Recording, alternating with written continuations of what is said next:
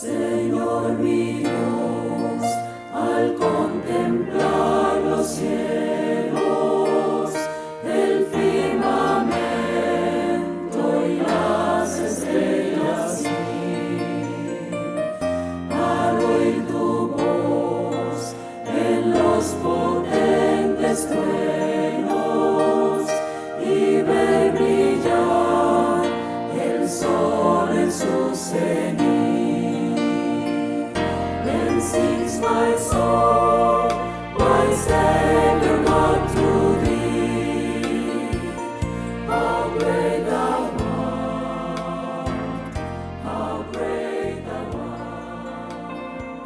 art. Iglesia Bíblica Koinonía. Nuestra misión es ser discípulos auténticos de Jesucristo que glorifican a Dios por medio de vidas transformadas por la obra del Espíritu Santo y hacer discípulos que igualmente sean transformados por la gracia de Dios. Es crear un movimiento en el poder de Dios de hacer discípulos y de plantar iglesias para tener un testimonio claro de palabras y vivencia del Evangelio del Señor Jesucristo en el área metropolitana de Barranquilla y más allá de ella. La visión que tenemos es ser una iglesia celular que vive la presencia y el poder de Jesucristo y de su Espíritu para cumplir con sus propósitos de alcanzar a los que no conocen al Salvador con el Evangelio transformador. Ser una iglesia enfocada en la multiplicación de discípulos, de grupos familiares, de líderes siervos y de iglesias para presentar ante el mundo quién es Jesucristo. Como valores centrales tenemos la centralidad y autoridad de la palabra de Dios, centralidad en Cristo, dependencia de Dios, visión para la reproducción, comunidad, ministerio de todos los creyentes y santidad de vida.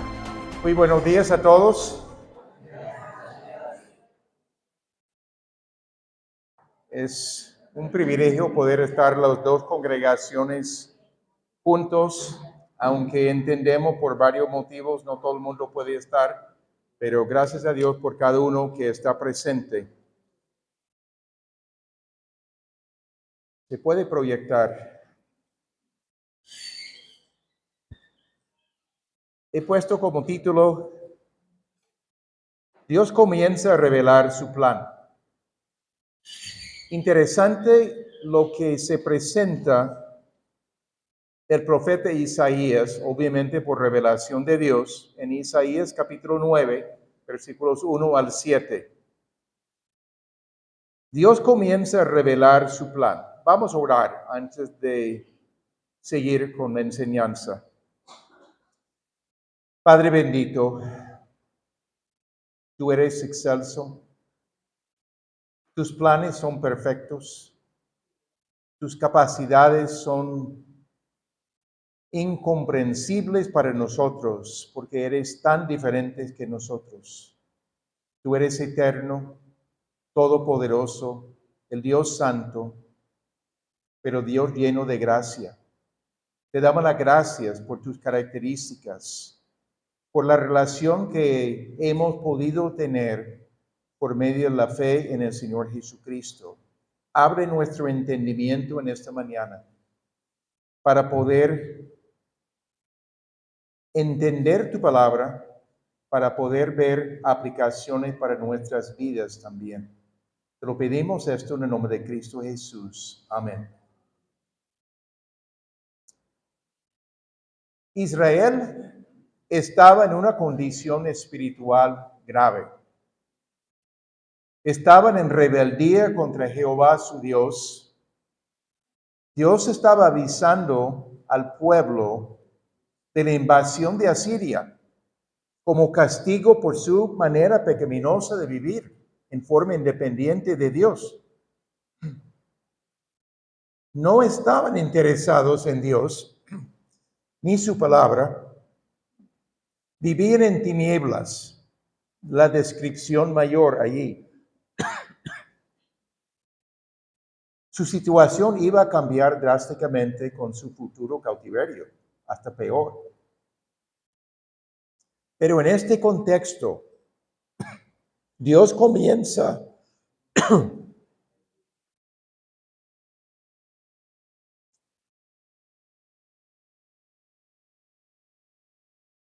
Dios comienza a revelar su plan para liberar a su pueblo después de juzgarlo por su pecado persistente.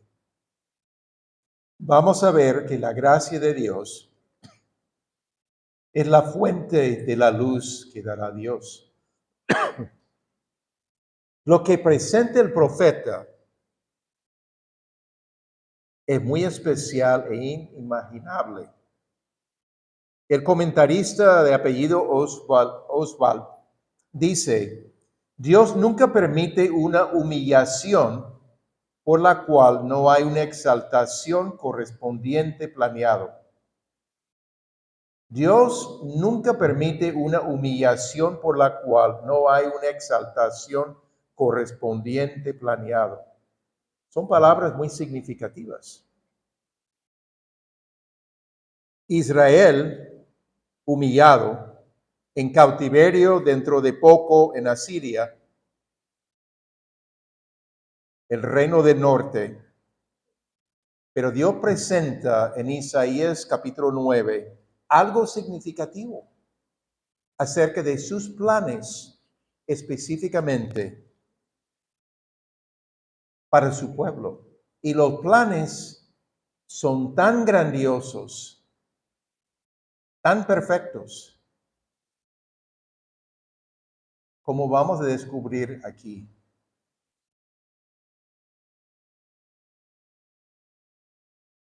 La restauración de la nación con énfasis especial en la parte norte.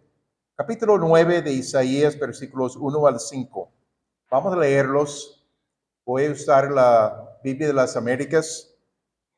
Si ustedes utilizan otra versión, no hay problema, va a decir lo mismo, algunas palabras diferentes. Pero habrá más lobreguez para la que estaba en angustia, como en tiempos pasados. Él trató con desprecio a la tierra de Zabulón y a la tierra de Neftalí. Pero después la hará gloriosa por el camino del mar, al otro lado del Jordán, Galilea de los gentiles.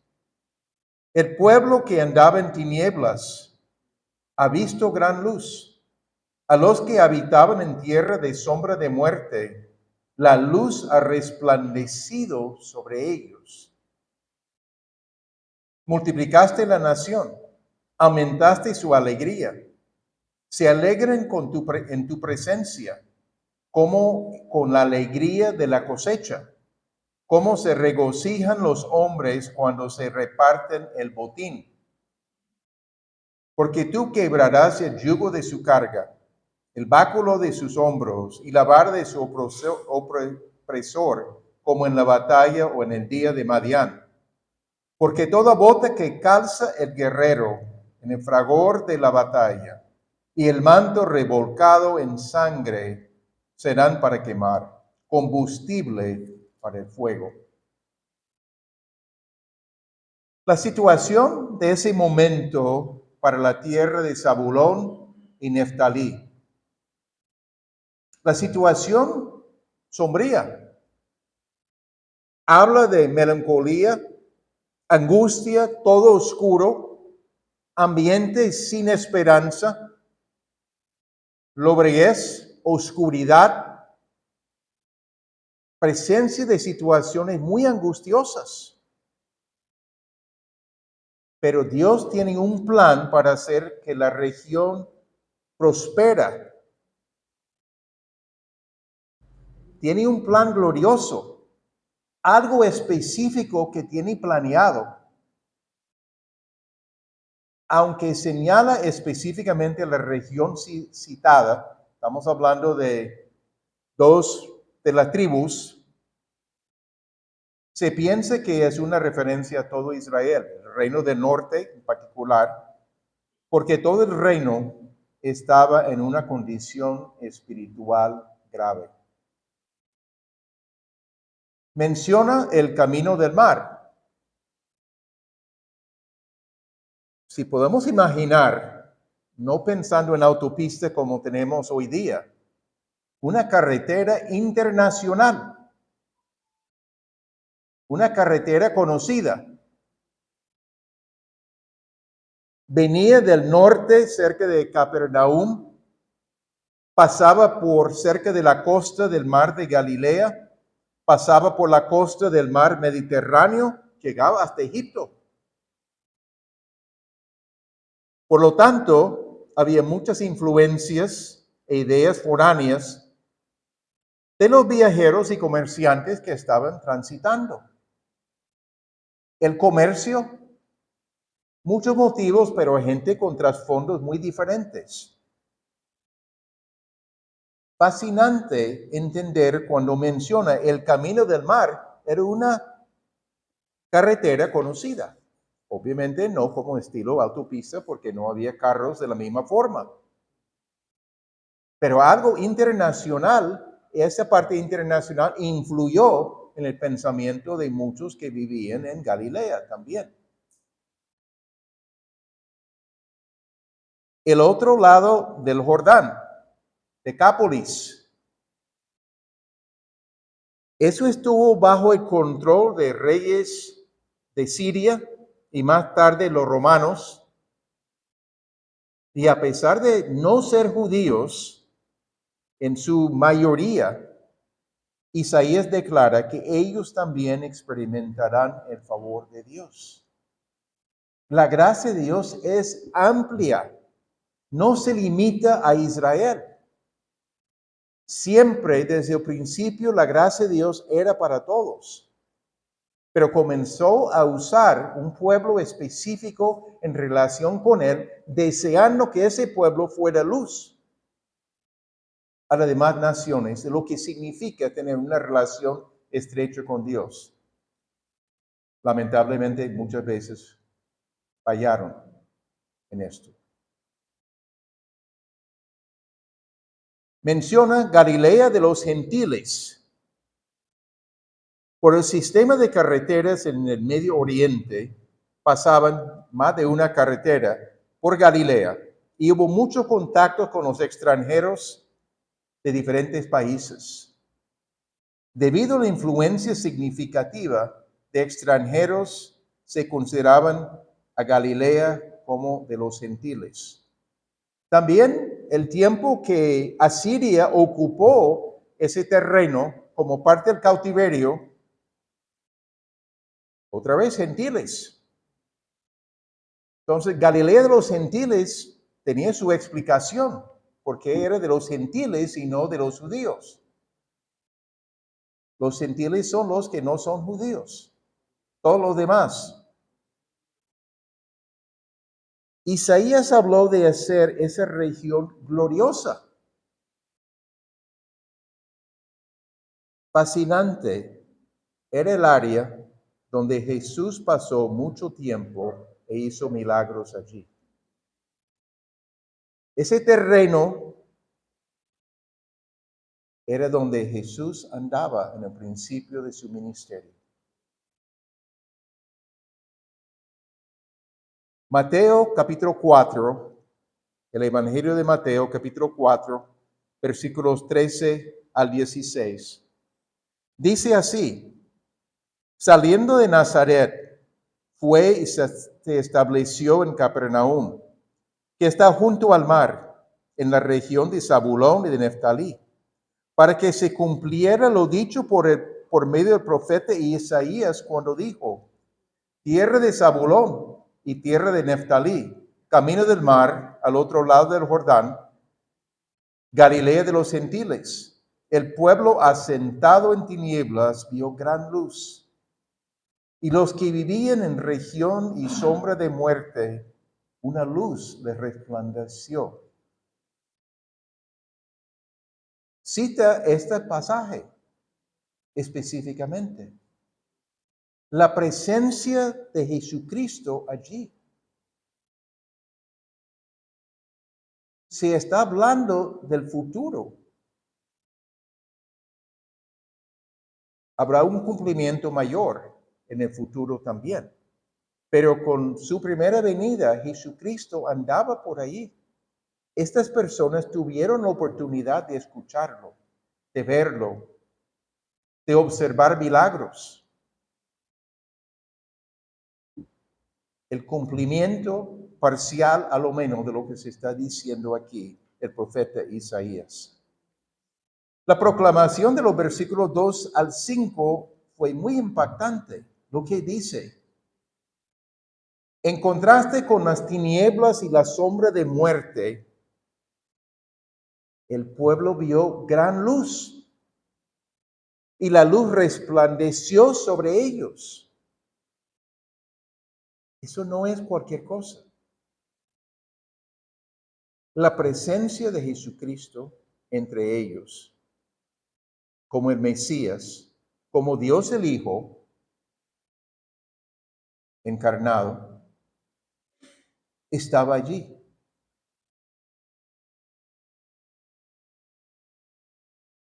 El pueblo estaba dependiendo de sus propios recursos, sus propias perspectivas, y estaban viviendo en tinieblas. Habían abandonado a Dios. Cuando nosotros dependemos de nuestros recursos, de nuestras perspectivas, para dirección, conduce a tinieblas, conduce a oscuridad, porque estamos dejando por fuera a nuestro Dios. Era la experiencia del pueblo de esa región.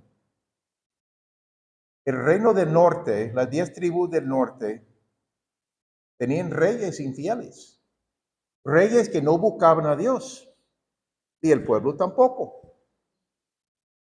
Liderazgo pobre, pueblo desenfocado. Pero refleja el efecto de la presencia del Mesías en la región. Cuando habla de luz, es una indicación de la presencia de Dios.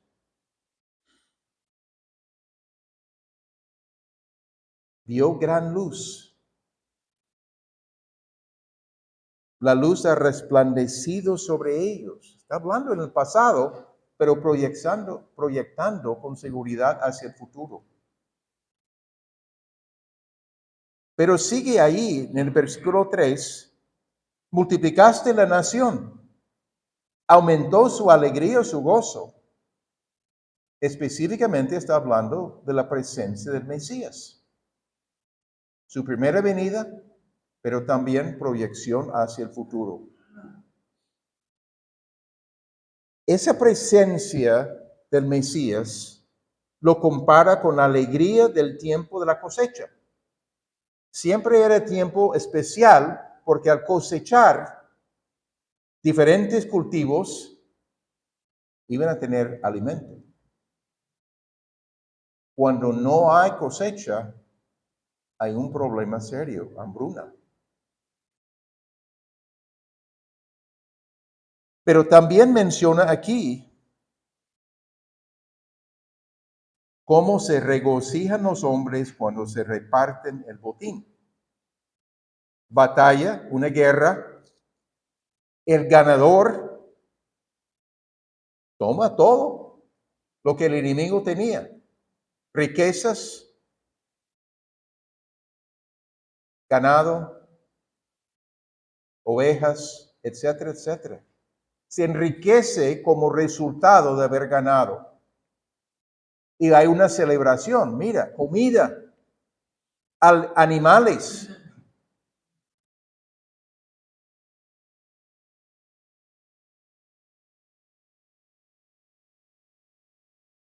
Proclama que Dios va a quebrar el yugo de su carga y la bácula de sus hombros y la vara de la opresión. Eso revela o refleja la realidad de Israel cuando estaban sujetos a otras naciones por su rebeldía. Era servidumbre como su experiencia en Egipto durante el cautiverio, experiencias muy desagradables, una servidumbre. No era experiencia de vida abundante, al contrario. Pero hace una cita particular. Cuando menciona al final del versículo 4, como en la batalla de Madián. nos da un hecho histórico específico allí. Un hecho histórico específico. Vamos a pensar un poquito, no vamos a leer todo el capítulo 7 de Jueces, pero quisiera mostrar algo de la situación allí, lo que Dios hizo. Solamente para coger un poquito del contexto de lo que estaba sucediendo, principio del capítulo 6 menciona, los hijos de Israel hicieron lo malo ante los ojos del Señor, y el Señor los entregó en mano de Madián por 7 años, otro pueblo. Y el poder de Madián prevaleció sobre Israel por causa de los madianitas.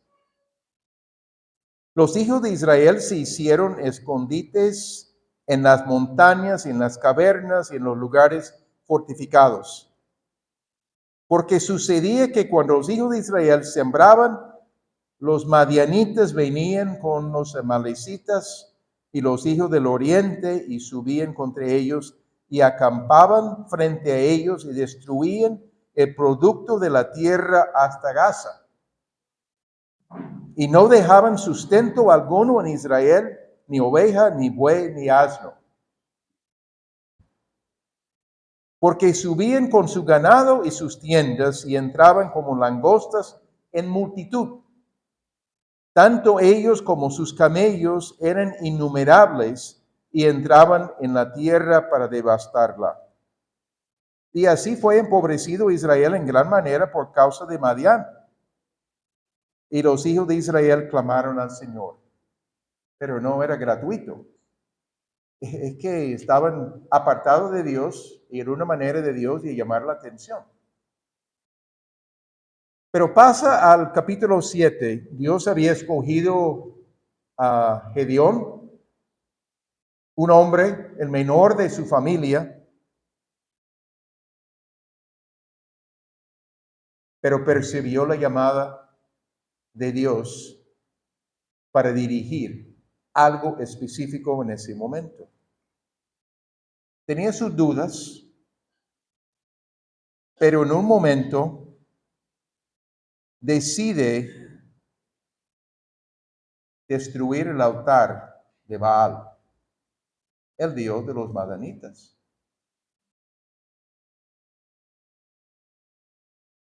Y poner un altar a Jehová. En medio del pueblo de Israel, tiene que destruir lo que es del enemigo, el dios falso. Y el pueblo, ¿qué pasó? Se hizo durante la noche, porque tenía temor de hacerlo de día.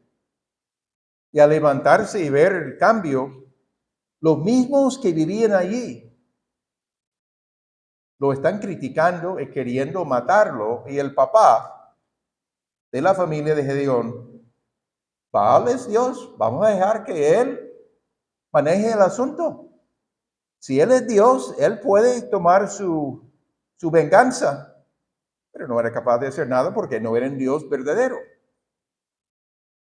Entonces Dios llama específicamente a Gedeón. Y el pueblo alrededor, los madianitas, tan numerosos.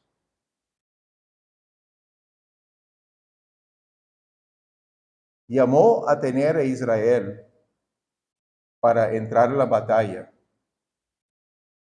Tenían a 32,000 hombres de guerra de parte de Israel para pelear. Dios dice, son demasiados. Eran pequeños en comparación a lo que tenían los madianitas. Son demasiados. Los que son dudosos, los que no están dispuestos a pelear, los que tienen temor, mejor apartarse. Se fueron 20,000. Ya se queden con 10,000. Dios dice, demasiados. Porque van a tomar crédito si ustedes ganan. Van a pensar que ustedes lo hicieron. No. Al fin y al cabo, por medio de un asunto de cómo iban a tomar el agua, Quedó con 300. Estos son los 300 que son los míos.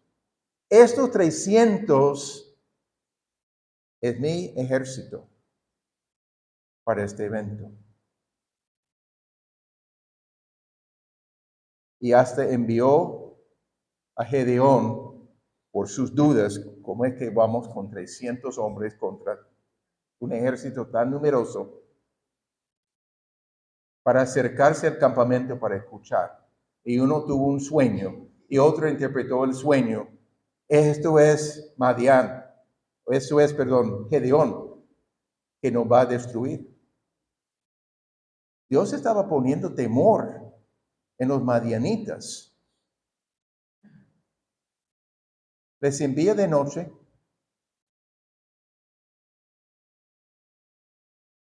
una antorcha cubierta en una mano, trompeta, lo más probable, yo soy diestro, entonces antorcha en la izquierda, trompeta a la mano derecha. Eso eran las armas. Rodearon y con la señal dada comenzaron a tocar sus trompetas y a mostrar sus antorchas. Y Dios puso al pueblo de los madianitas, el ejército, a pelear entre sí y a comenzar a huir. Después Israel comenzó a seguirlos. Este pasaje cita específicamente esta batalla. Esta batalla era totalmente de Dios. Y era para mostrar en medio de situaciones graves, Dios es el Dios soberano. Dios es el Dios que gana las batallas, no el pueblo. Y menciona aquí como en la batalla o en el día de Madián. Dios va a quebrantar el yugo de su carga, el báculo de sus hombros, la vara de su opresor. Un futuro diferente a lo que han estado viviendo.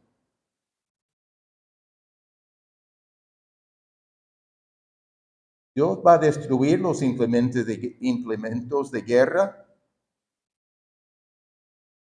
Versículo 5. Toda bota que calce el guerrero en el fragor de la batalla y el manto revolcado en sangre serán para quemar. Combustible para el fuego. Ya no hay necesidad.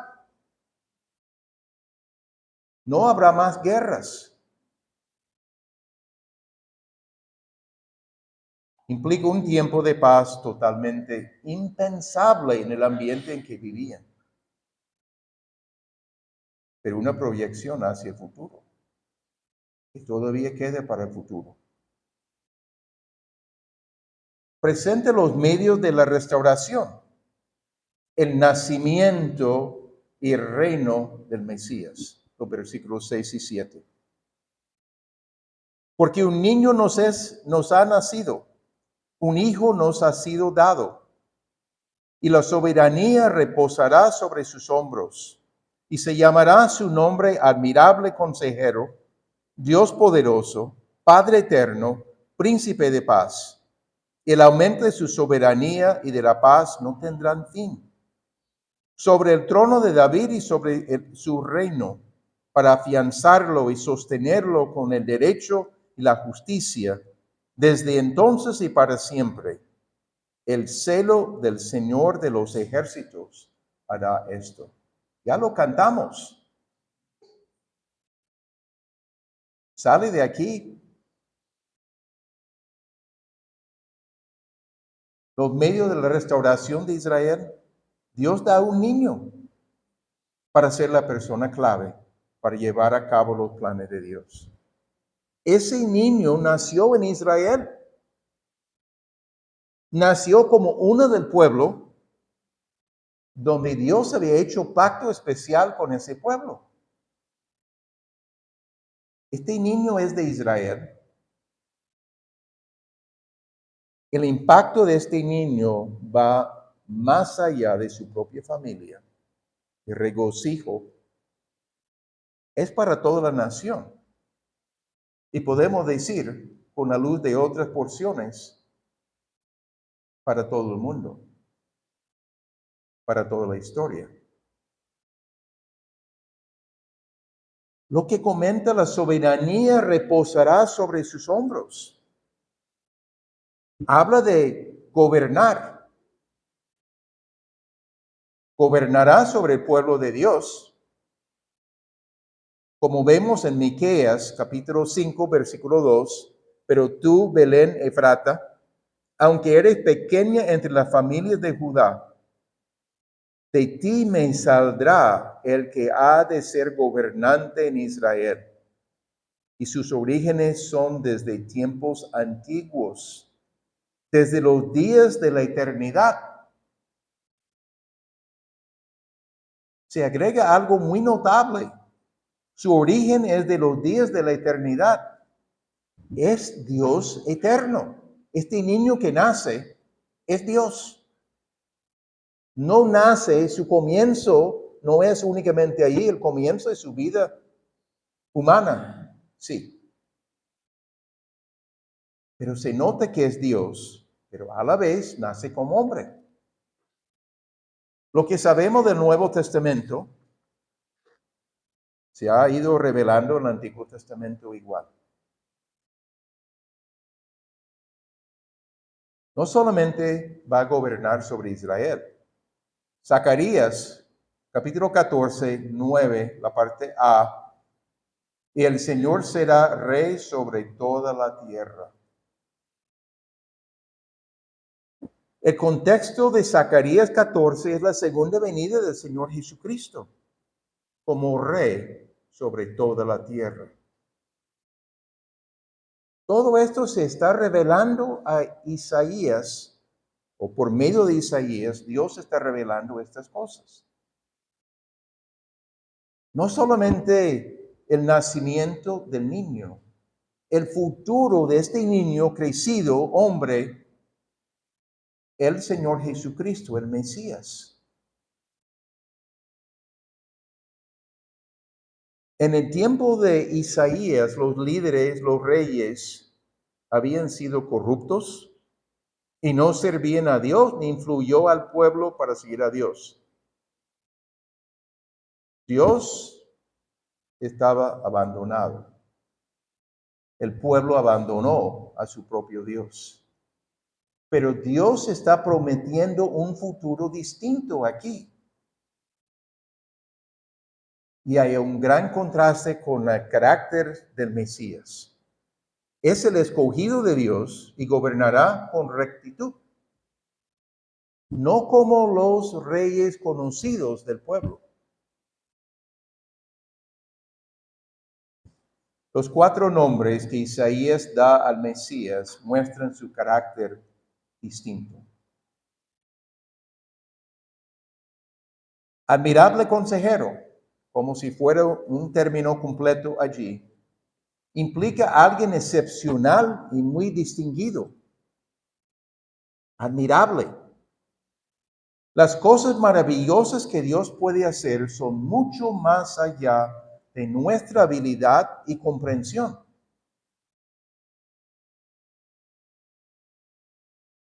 Admirable consejero.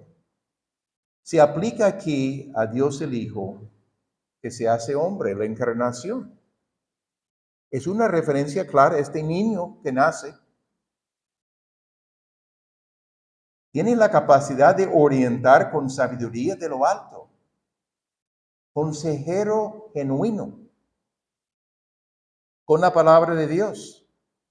En el reino milenial, muchos tendrán interés en escuchar al Mesías enseñar los caminos de Dios. Isaías capítulo 2, versículo 3, proyectando hacia el futuro, vendrán muchos pueblos y dirán, venid, subamos al monte del Señor, a la casa del Dios de Jacob, para que nos enseñe acerca de sus caminos y andemos en sus sendas, porque de Sión saldrá la ley y de Jerusalén la palabra del Señor. Una atracción por lo verdadero. Admirable consejero, un título muy especial. Fuerte Dios o Dios poderoso.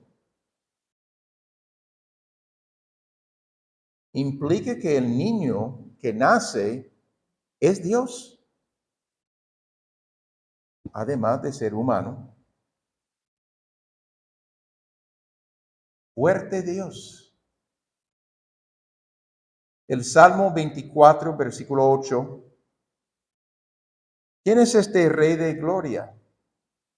El Señor fuerte y poderoso, el Señor poderoso en batalla. Está hablando de lo mismo. El Mesías es el que va a llevar a cabo los propósitos de Dios. Enviado para el momento perfecto que Dios ha escogido en la historia para nacer, para presentarse a los 30 años a nivel público, para comenzar su ministerio público, llegando a la muerte de la cruz, la resurrección y posteriormente la ascensión. Dios tiene planes desde hace muchísimo tiempo, porque es eterno, es soberano sobre todo el universo. Él es el creador, el que sustenta todo, el que sabe todo. Menciona también Padre eterno. Hay un énfasis aquí en el aspecto eterno del Mesías. A veces ponemos el énfasis en la palabra Padre. El énfasis está en su eternidad. Aunque era un niño nacido en un tiempo específico, de alguna manera trasciende el tiempo. Es eterno. No se limita. Nosotros estamos acostumbrados, es la vida que conocemos, una fecha de nacimiento, para todos nos va a llegar la muerte algún día. Eso es nuestro entendimiento. Aquí, este niño es eterno.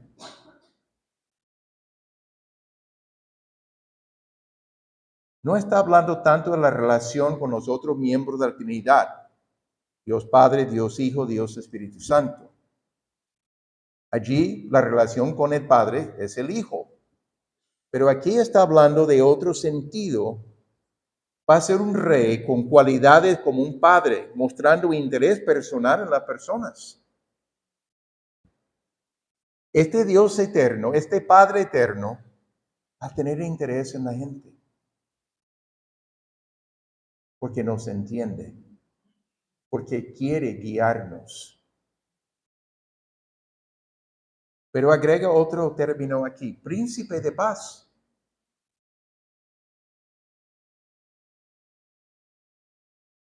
No dice rey de paz, príncipe de paz. Indica su relación con el Padre en la Trinidad.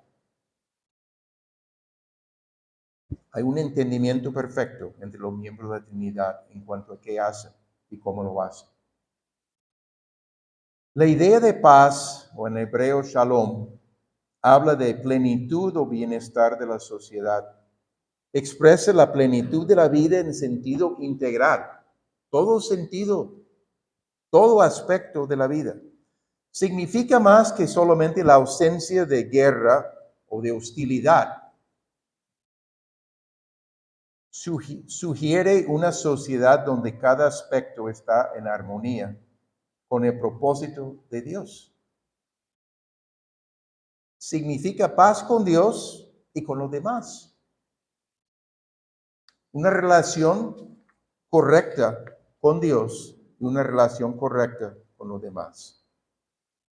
Shalom crea comunidad para combatir la soledad de las personas. Significa confianza y preocupación mutua entre las personas.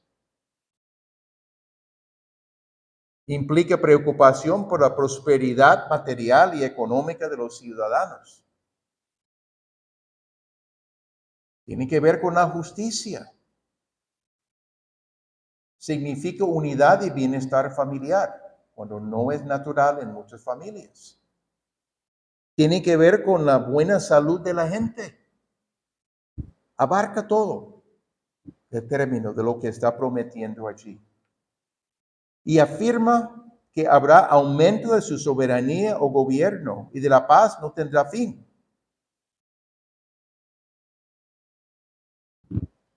Gobernar todo y hacerlo con justicia.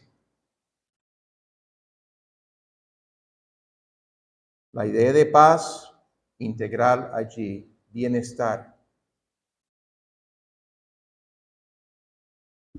El Mesías va a reinar sobre el trono de David. Descendiente de David, Dios había hecho promesa específicamente a David. Un descendiente iba a ocupar el trono. Para afianzarlo y sostenerlo con derecho, la justicia será eterna porque es obra de Dios. Está hablando del reino milenial. No llegó con su primera venida del Señor, la primera venida del Señor Jesucristo.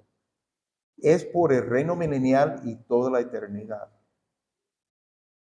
Su reino conformará al carácter santo de Dios. Santidad, característica. Pero menciona algo significativo. El celo del Señor de los ejércitos hará esto. El reino viene directamente por las acciones de Dios. Él es el que toma la iniciativa, el que lleva a cabo esto. El esfuerzo humano no lo hará. Dios tiene mucho interés en llevarlo a cabo. Su celo lo hará. Dios desea fuertemente llegar a este día. Es evidente para nosotros que este tiempo, que con la primera venida del Señor Jesucristo, no se logró todas estas cosas. Son cosas futuras.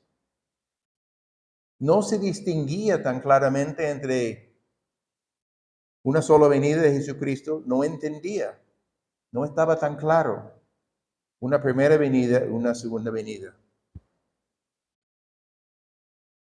Hubo el inicio concreto del plan de Dios para reconciliar a su pueblo con Él. Y con otros que buscan a Jesucristo. Está revelando Dios aquí por medio del profeta Isaías.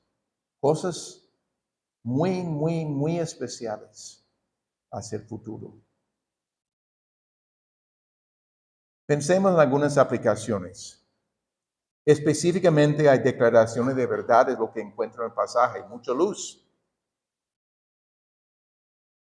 Resumo un poquito de esto. Dios dará una luz resplandeciente para reemplazar las tinieblas. Su plan es reemplazar las tinieblas. Habrá muchos cambios por la iniciativa de Dios. Habla de multiplicar a Israel y aumentar su gozo. Habla de quebrantar la opresión. Habla de hacer cesar las guerras. Y Dios va a obrar por medio de un niño que nacerá. El niño Mesías. El niño que celebramos en Navidad. El Salvador, Jesucristo. El Mesías se caracterizará por su nombre, admirable consejero, Dios poderoso, Padre eterno, príncipe de paz. Estas características. Y claramente el Mesías es Dios y a la vez hombre. Declaraciones de verdad. Hay mucho contenido aquí, muchísimo contenido. En este pasaje hay una referencia a la primera venida y a la segunda venida, cuando se llevará a cabo todos los detalles. Quedamos a la expectativa. Pensando en el tiempo actual, muchos piensan que no hay un Dios soberano sobre todos los asuntos del mundo. Piensan que todo es un caos y desde un punto de vista sí, si desconocen quién es Dios. Parece caos. Hay mucha inseguridad en el presente y en el futuro. ¿Qué pasará? Están comenzando a prepararse en Europa por la Tercera Guerra Mundial, por los avances de Rusia, los indicios de lo que están haciendo. Están hablando con seriedad de esta necesidad. Nos parece caos, pero es parte del plan de Dios. ¿Cómo va a usar Dios todas estas cosas? Hay que ver. Yo no puedo predecir exactamente lo que va a suceder. Algunos piensan que podemos criticar a Dios como criticamos al hombre, como fácilmente criticamos a los gobernantes, pero no criticamos a Dios. Dios está totalmente distinto a nosotros. Él es la autoridad. Fácilmente no tenemos esperanza y solo pensamos en nosotros y nuestro bienestar sin volver a ver la relación con Dios para entender que tiene propósitos claros. ¿Cuál es nuestra respuesta? Sugiero 3 cosas, ustedes pueden agregar a la lista. Dios sabe lo que hace, porque es soberano y debemos recordar quién es para confiar en Él. Su palabra nos ayuda a entender quién es. Nos ha revelado en 7 versículos bastantes cosas. Es digno de nuestra confianza en toda situación que enfrentamos como personas. En vez de tener temor o angustia por los muchos peligros en el mundo actual, debemos afianzar nuestra confianza y esperanza en el Dios soberano. Él no falla en llevar a cabo sus propósitos. Es totalmente confiable y digno de nuestra confianza. Un tercer punto. Debemos adorar a nuestro Dios por quién es y por sus propósitos y capacidades. Adorar a nuestro Dios implica meditar en la palabra para aumentar nuestra convicción en cuanto a cuáles son sus atributos.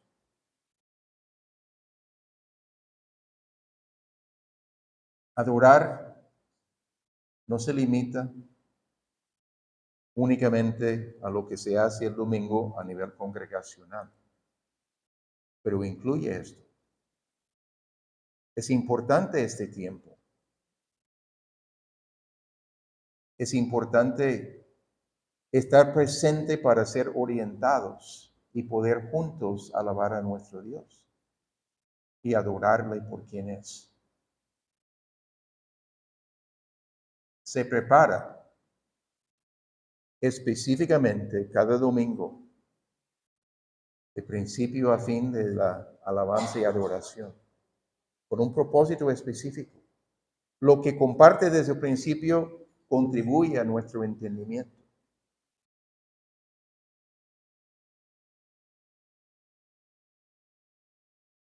Para personas que no han tenido la oportunidad de escuchar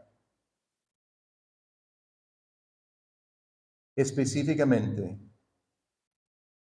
nosotros somos pecadores separados de Dios. Jesucristo vino al mundo, enviado por Jesucristo, enviado por Dios Padre, para revelarnos quién es el Padre, pero también para llegar a la cruz. ¿Qué hizo en la cruz? Por años yo sabía de la cruz, pero no entendía lo que significaba. Jesucristo murió como nuestro sustituto, cargó con nuestros pecados específicamente.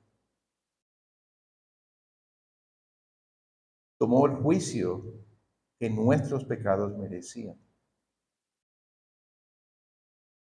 Resucitó al tercer día. En su momento ascendió y está sentado a la derecha, a la diestra del Padre. donde gobierna con autoridad. No es ningún ser débil. Es el Mesías victorioso. Pero Dios pide una respuesta de parte de nosotros. No es suficiente solamente saberlo. Va más allá de saberlo. Dios pide una respuesta. Arrepentimiento. Cambiar la dirección de nuestra vida. El rumbo que hemos tenido de vivir para nosotros. Y decidir ir hacia Dios, para escuchar a Dios, para conocer más a fondo a Dios. Y la fe en el Señor Jesucristo, creyendo que la única manera de recibir perdón de mis pecados, vida eterna, es por medio de Jesucristo. Y únicamente en Él. No confiando en Él y nuestras obras. Nuestras obras no pueden hacer nada con los pecados. Confianza total en lo que Él hizo como suficiente para darnos vida eterna. Para darnos perdón de nuestros pecados. Para reconciliarnos con el Padre. Porque estamos separados y necesitamos ser reconciliados por la obra de Jesucristo.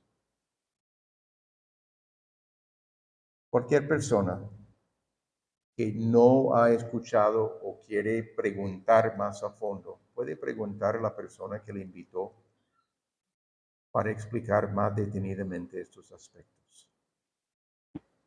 Oremos. Padre amado,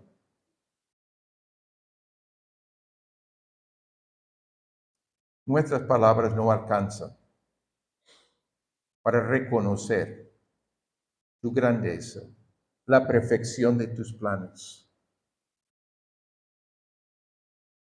Meditando, comenzamos a entender algo de la grandeza de tus propósitos para con Israel, para con la humanidad. Sigue abriendo nuestra comprensión para seguir confiando en ti, pero también de reconocer el valor de adorarte, sumisión completa a tu autoridad, reconocimiento que nuestra vida, independiente de ti, no vale. Entendiendo la importancia de esta relación contigo a nivel personal, pero también a nivel congregacional también, porque formamos parte del cuerpo de Cristo. Somos miembros junto con otros que están deseando caminar en tus caminos. Sigue obrando en nosotros, Padre, para la gloria de tu nombre, porque queremos glorificar a tu nombre con nuestras vidas, con nuestras palabras, con nuestra adoración. Te lo pedimos en el nombre de Cristo Jesús. Amén. Señor mi Dios.